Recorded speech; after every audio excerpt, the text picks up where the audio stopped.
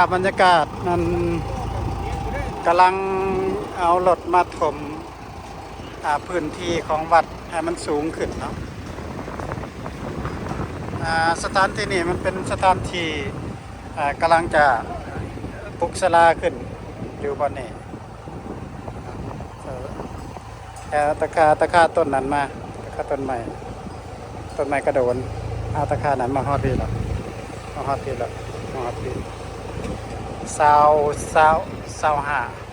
คูณ 16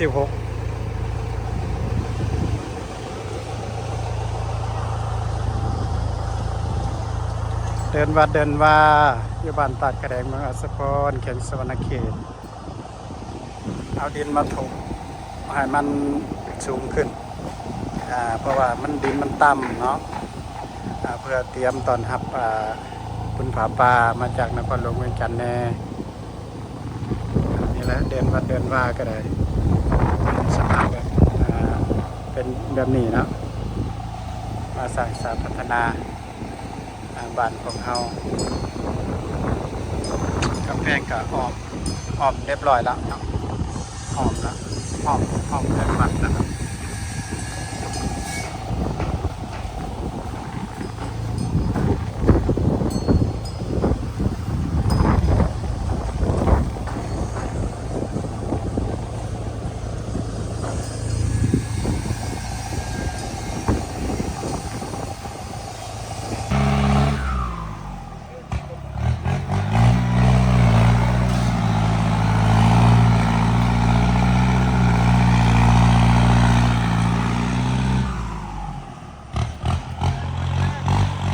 นี่เอารถมาถมมาดูดมันถมทางถมเดินวัดเนาะโมเมนต์ถมทางถมเดินวัด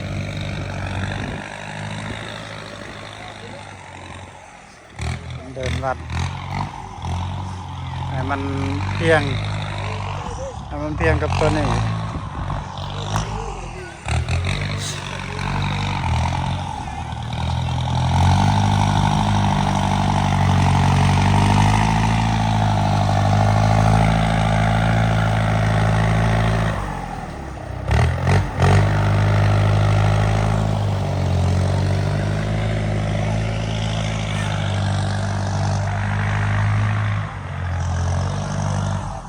ศาลาหลังเก่าปัจจุบันนี่อันเป็นไงนะ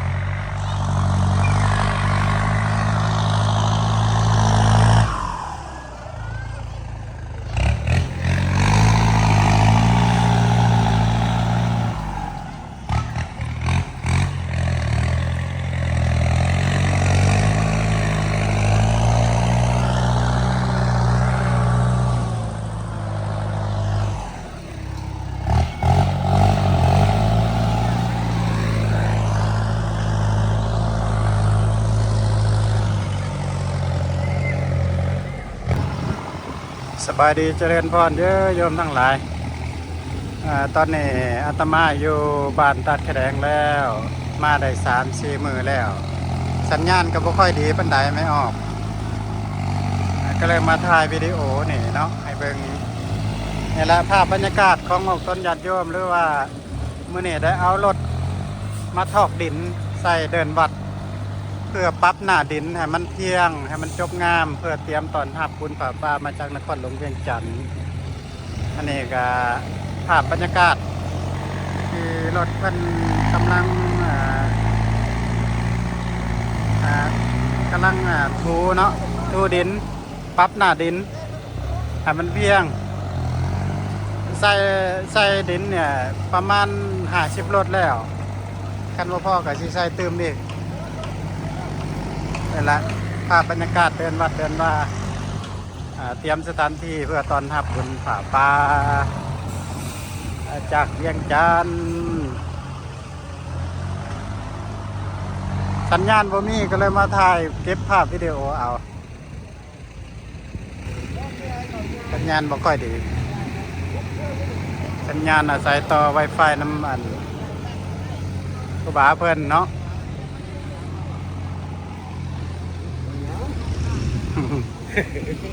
ถ่ายวิดีโอ ถ่ายภาพงามๆให้ญาติโยมได้เบิ่งมาปั๊มหน้าดินเดือนว่า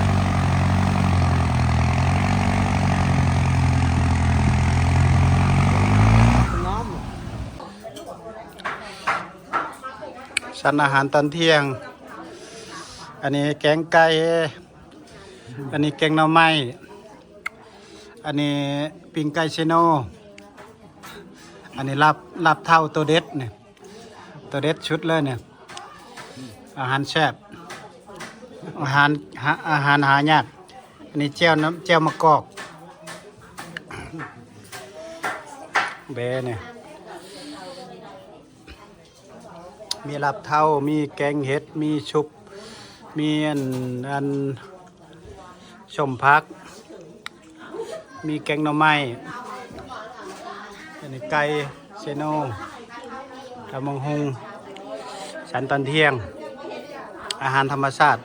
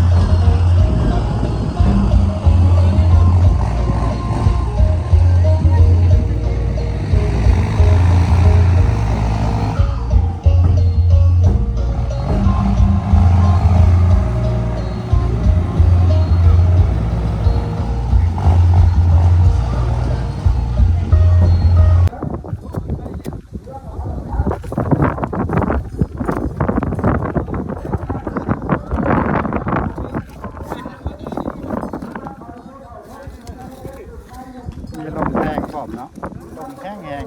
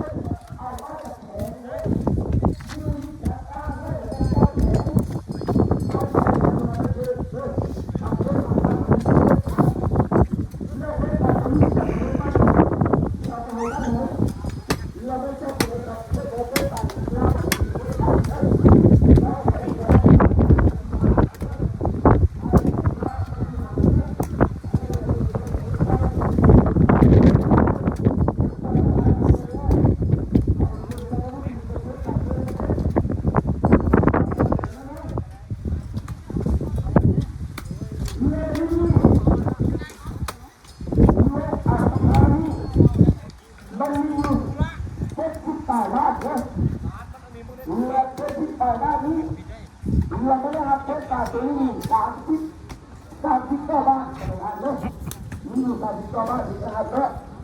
หรือว่าจะโดนได้จะมีว่ามีบ้างแล้วมีบ้างนึงมีรายชื่อละคน